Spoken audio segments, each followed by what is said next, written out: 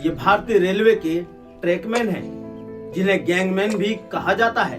इनके कंधों पर भारतीय रेलवे के 1.5 लाख किलोमीटर से भी ज्यादा लंबी रेल की पटरियों और करोड़ों यात्रियों की सुरक्षा की जिम्मेदारी है।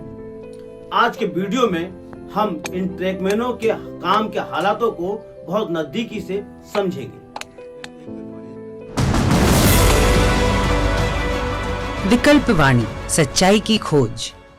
दोस्तों नमस्कार, विकल्प वाणी सच्चाई की खोज में आपका स्वागत है। दोस्तों, आपने जीवन के किसी ना किसी मोड़ पर भारतीय रेलवे की सेवा जरूर ली होगी। एक जगह से दूसरी जगह सुरक्षित यात्रा भी की होगी। आपकी यात्रा सुरक्षित रहे, इसके लिए भारतीय रेल में लाखों लोग काम करते हैं, जिसमें अहम भूमिका ट्रैकमैन अदा करते हैं। आज उन्हीं के बारे में हम विस्तार से बात करेंगे। ट्रैकमैन 2 विभागों में आते हैं। पहला मेंटेनेंस डिपार्टमेंट, यानी पटरियों की देखरेख करने वाला, और दूसरा पेट्रोलिंग डिपार्टमेंट, जो पटरियों की निगरानी करते हैं। ऐसे ट्रैकमैन का काम बहुत ही कठिन होता है और जोखिम भरा होता है। उन्हें 20 से 25 किलो का वजन लेकर 10 से 20 किलोमीटर तक पैदल पटरियों पर चलना पड़ता है। ट्रैकमैन अक्सर रेलवे की भारी भरकम पटरियों को उठाने का काम करते हैं। वे पटरियों के नट बोल्ट टाइट करते हैं। पटरियों के आसपास की जो पत्थर होते हैं उसको साफ करने और उसे लेवल में लाने के लिए काम करते हैं। इसके अलावा वे पटरियों के अलाइनमेंट और गेजिंग भी करते हैं। अब आप कहेंगे गेजिंग क्या चीज है? गेजिंग करना बहुत ही महत्वपूर्ण है, क्योंकि अगर गलत गेजिंग हुई तो गाड़ी गिर सकती है, पटरी से उतर भी सकती है। इसीलिए यह काम बहुत ही महत्वपूर्ण है। और यही नहीं, ट्रैकमैन को चलती हुई गाड़ी को निगरानी भी करनी पड़ती है, तब जाकर भारतीय रेल आपको सुरक्षित यात्रा दे पाती है। लेकिन एक मजे की बात बताऊं, ट्रैकमैनों के बारे में समाज में बहुत ही गलत प्रचार है। ऐसी सोच है कि ट्रैकमैन अनपढ़ होते हैं, मगर ये सच नहीं है। ज्यादातर ट्रैकमैन स्नातक से भी ज्यादा पढ़े लिखे हैं। यह आरआरबी और रेलवे की कई परीक्षाओं में पास होकर ट्रैकमैन बनते हैं, लेकिन उन्हें रिटायर होने तक उसी पद पर काम करना पड़ता है, क्योंकि उनके लिए प्रमोशन का कोई विकल्प नहीं है। फिलहाल भारतीय रेल में 5 लाख ट्रैकमैनों की जरूरत है, लेकिन वर्तमान में 3 लाख ट्रैकमैन कार्यरत है। इसमें 8,000 महिला ट्रैकमैन भी हैं। लेकिन वर्तमान में करीबन 2 लाख ट्रैकमैन ही पटरियों पे काम करते हैं और करीबन 1 लाख ट्रैकमैन अधिकारियों की मर्जी के मुताबिक ऑफिसों और बड़े अधिकारियों के घरों में घरेलू काम करते हैं। दैनिक अखबार अमर उजाला के एक खबर के अनुसार सितंबर 2020 में रेल मंत्री ने सभी ट्रैकमैनों को पटरियों की सुरक्षा पर लगाने का आदेश जारी किया था, लेकिन आदेश मानता कौन है? हजारों ट्रैकमैन आज भी बड़े अफसरों के घरों में काम कर रहे हैं। हाँ, कभी कभी इसकी जांच पड़ताल होती है, लेकिन उस जांच पड़ताल की निगरानी भी बड़े अफसर ही करते हैं। यानी सैया भये कोतवाल, फिर डर काहे को। इससे एक बात और साफ है, ट्रैकमैनों की भर्ती समय अनुसार नहीं होने की वजह से और ऑफिसों बड़े अधिकारियों के घरों में काम पर लगाए जाने की वजह से जो ट्रैकमैन ऑन ड्यूटी हैं, जो काम कर रहे हैं, उन पर सुपरवाइजर की तरफ से बहुत भारी दबाव होता है। सरकार ट्रैकमैनों की कमी को भरने के लिए ठेके पर ट्रैकमैनों की भर्ती कर रही है। आप सोचेंगे बहुत अच्छी बात है, संख्या बढ़ रही है, लेकिन इससे काम की गुणवत्ता और सुरक्षा पर भारी नुकसान होता है, क्योंकि ज्यादातर ट्रैकमैन जो ठेके पर लगाए गए हैं वो अनट्रेन्ड होते हैं। और सबसे बड़ी बात, इन ठेका श्रमिकों को 7,500 रुपये मासिक वेतन मिलता है, और बाकी जो सुविधाएं होती हैं जो मजदूर को मिलनी चाहिए वो भी नहीं मिलता, जैसे डीए। ठेकेदार अपने द्वारा जो तैनात श्रमिक हैं वो कागजों में दिखाता तो है, लेकिन जमीनी स्तर पे उतने होते नहीं हैं। ये अतिरिक्त काम का बोझ भी जो नियमित ट्रैकमैन है उन्हीं के कंधों पर लाद दिया जाता है। आपने देखा होगा कि पटरियों पे ट्रैकमैन निगरानी करते हुए जाते हैं, वो नट बोल्ट ठीक करते हुए जाते हैं, यानी पूरी तरह कहा जाए तो पटरियों की निगरानी करते हैं। ऐसे नियम के अनुसार 2 लोग होने चाहिए, लेकिन अक्सर एक ही व्यक्ति को भेज दिया जाता है। ऐसा नियम तो यह भी कहता है कि जो पेट्रोलिंग करता है उसको ज्यादा से ज्यादा 2 किलोमीटर ही चलना चाहिए। लेकिन नियम मानता कौन है जनाब? 15 से 20 किलोमीटर तक उनसे पेट्रोलिंग कराई जाती है। लेकिन याद रखना चाहिए, ये काम बहुत ही महत्वपूर्ण है। अक्सर कहा जाता है ना, सावधानी हटी दुर्घटना घटी। यानी निगरानी करते समय अगर थोड़ी भी चूक हुई तो समझिए कि बड़ा दुर्घटना हो सकती है, यानी हजारों लोगों की जान जोखिम में पड़ सकती है। इसीलिए बहुत ही अनुभवी ट्रैकमैन पेट्रोलिंग के लिए जाने चाहिए। लेकिन ऐसा होता नहीं है, अक्सर अनट्रेन्ड ट्रैकमैनों को भेज दिया जाता है। आपके जहन में एक बात जरूर आ रही होगी कि ट्रैकमैन काम कितने देर करते हैं। ऐसे नियम के अनुसार तो 8 घंटे काम करना चाहिए, लेकिन उन्हें 10 घंटे से भी ज्यादा काम करना पड़ता है।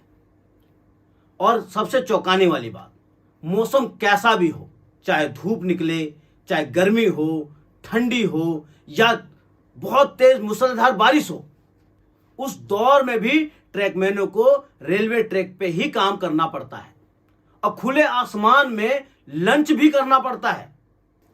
और आपने देखा होगा, रेलवे की लंबी पटरियां जंगल और झाड़ियों से होकर गुजरती हैं। देखने में तो बड़ा मजा आता है, लेकिन जो ट्रैकमैन होते हैं जब पटरियों की मरम्मत कर रहे होते हैं तो उन्हें सांप और बिच्छू भी काट लेते हैं। उस समय उन्हें अति आवश्यक दवाइयां होनी चाहिए, वो भी नहीं मिलता। और ये भाई साहब, ये तो बहुत दूर की बात है, इनके काम के दौरान तो छोटी मोटी चोटें लगना आम बात है, लेकिन इनके लिए प्राथमिक मेडिकल किट भी नहीं मिलता है। दोस्तों, आपने जरूर कभी ना कभी भारतीय रेल में रात में यात्रा की होगी, तो आपने देखा होगा रात में भी ट्रैकमैन काम कर रहे होते हैं।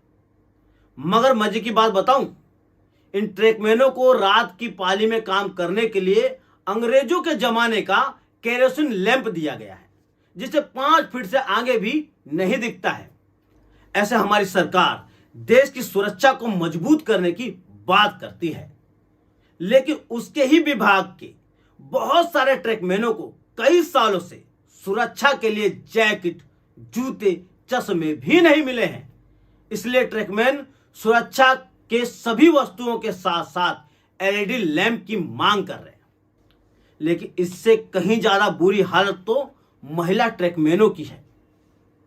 इनके लिए ना तो स्टेशनों पर और ना ही काम की जगहों पर विश्राम गृह है और ना ही शौचालय। हमारी सरकार प्रचार करती है खुले में शौच करना अपराध है। वे खुद अपने ही विभाग में काम करने वाली महिला ट्रैकमैनों के लिए शौचालय की सुविधा देती नहीं है। इन महिला ट्रैकमैनों के लिए रेल की पटरियों के किनारे खुले में शौच करने को मजबूर होना पड़ता है। आप सोचेंगे इनको अलग विश्राम गृह, शौचालय की क्या जरूरत है? आप कभी तो रेल की पटरियों में चले ही होंगे, तो आपने देखा होगा कि रेल की पटरियों में गंदा पड़ा होता है, मलमूत्र पड़ा होता है।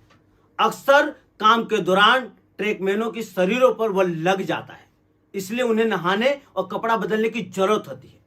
लेकिन महिलाओं के लिए अलग से ना नहाने के लिए और ना ही कपड़ा बदलने के लिए शौचालय या रूम है, और उनके लिए ना ही कैंटीन की कोई सुविधा है। लेकिन हाँ, सरकार ने ट्रैकमैनों को जीपीएस मोबाइल जरूर दिया है। इससे वो निगरानी करते हैं कि ट्रैकमैन काम पे पहुंचा या नहीं। अब मेरी अगली बात सुनकर चौंक जाएंगे और आपको ये जानना भी चाहिए, हर साल 500 ट्रैकमैन काम के दौरान रेलगाड़ियों के नीचे आकर कुचलकर मर जाते हैं। कई बार तो रन ओवर हुए ट्रैकमैनों को पहचानना भी बहुत मुश्किल होता है। उनके बॉडी पार्ट को टुकड़े टुकड़े में बीन कर एक जगह इकट्ठा करना पड़ता है। ऐसा मैं नहीं कह रहा हूं। 6 साल पहले लवासा कमेटी ने एक रिपोर्ट प्रकाशित की थी, जिसमें उन्होंने खुद माना था हर महीने लगभग 40 ट्रैकमैन ऑन ड्यूटी गाड़ियों के नीचे रन ओवर होकर मर जाते हैं। इसकी एक ही वजह है, वह है काम का ओवरलोड। और मैंने पहले कहा, इन्हें भारी भरकम औजारों को लेकर कई किलोमीटर तक चलना पड़ता है, जिससे शारीरिक और मानसिक थकान होना लाजिम है। फिर आप ही सोचिए, इस मानसिक और शारीरिक थकान के बीच में अचानक 110-120 की स्पीड से रेलगाड़ी दौड़ते हुए ट्रैकमैन के सामने से गुजरेगी तो क्या वो अपनी जान बचा पाएगा? नहीं। लेकिन याद रखिए, इसे दुर्घटना नहीं कह सकते। इन मौतों को रोका जा सकता है। जिस तरीके से सरकार ट्रैकमैनों को जीपीएस युक्त मोबाइल दे सकती है उनके काम की निगरानी करने के लिए, उसी प्रकार उन्हें रन ओवर होने से बचाने के लिए आधुनिक सुरक्षा यंत्र भी दे सकती है। इन सुरक्षा यंत्रों से ट्रैकमैनों को पता चलेगा कि ट्रेन कब और किस ट्रैक पे आ रही है, जिससे वो अपनी जान बचा पाएंगे। और ऐसा इस आधुनिक हिंदुस्तान में किया ही जा सकता है। हम सबके लिए एक बात याद रखने वाली है, ट्रैकमैन भारतीय रेलवे की रीढ़ की हड्डी के समान है।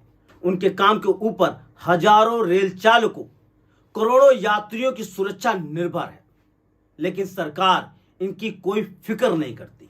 या यूं कहे, इस मौजूदा व्यवस्था में श्रमिकों की जान की कोई परवाह नहीं है। आप सोचेंगे कि आज विकल्प क्या है? आज यही विकल्प है। देश के सभी सेक्टरों के श्रमिकों को अपने अधिकारों के लिए एकजुट होना होगा, एक साथ आना होगा, ताकि उनकी जान और माल की सुरक्षा की गारंटी सुनिश्चित हो। इस बारे में सोचिए, समझिए और देखते रहिए विकल्प वाणी, सच्चाई की खोज।